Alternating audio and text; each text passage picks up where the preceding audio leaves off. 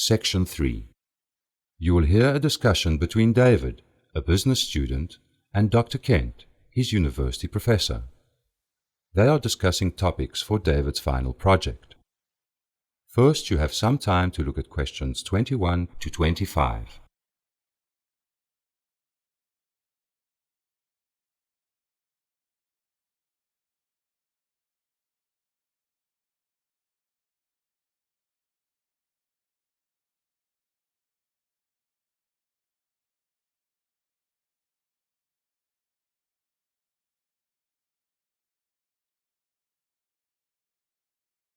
Listen carefully and answer questions 21 to 25.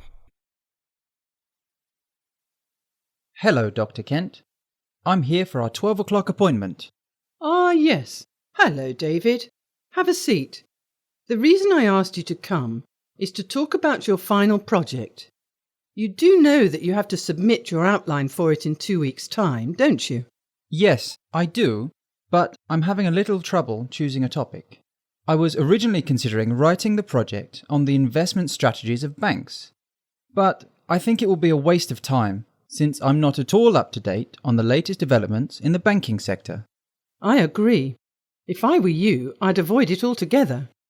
Although there's enough information on it out there, it's not easy to keep up to date with the way banks are investing because their policies are constantly changing. What's more, the investment tools banks use can be rather complicated. And quite frankly, finance isn't your strongest point, David, to put it mildly. No offence meant, of course. None taken, Dr. Kent. I'll take your advice, but the problem is that I don't have any ideas for topics whatsoever. Can you suggest any? Well, let's see. What about doing an analytical study of a large company? A large retail company, for example. Sounds interesting, and it would be easy to find facts and figures on retail companies on the internet. Yes, all you have to do is choose a well-known one. Cost cutters, for instance. There's a lot of information available on cost cutters online. Yeah, but come to think of it, there's far too much. I mean, it's a huge company, and where would I start? It would take days to read through all the data. Look, nobody said the project would be easy.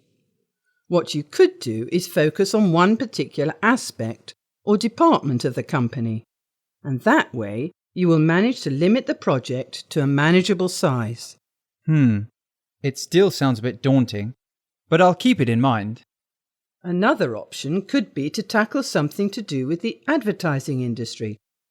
Maybe you can discuss whether television advertising is more effective than print advertising, for example. That sounds a bit more like it. I did a couple of advertising courses in my first years at the university, and I watch enough television. Yes, but don't get carried away.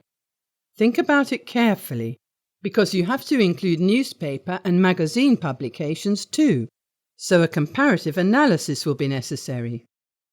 Okay, but I'm really keen on the idea. Doing a project on the effectiveness of different forms of advertising wouldn't be at all difficult for me. I've designed questionnaires and done comparative analyses before. Good, but remember the project must be interesting for me too. There's no point doing something that hundreds of other students have already done. Don't worry, Dr. Kent. I'll write something original, if I choose it, that is.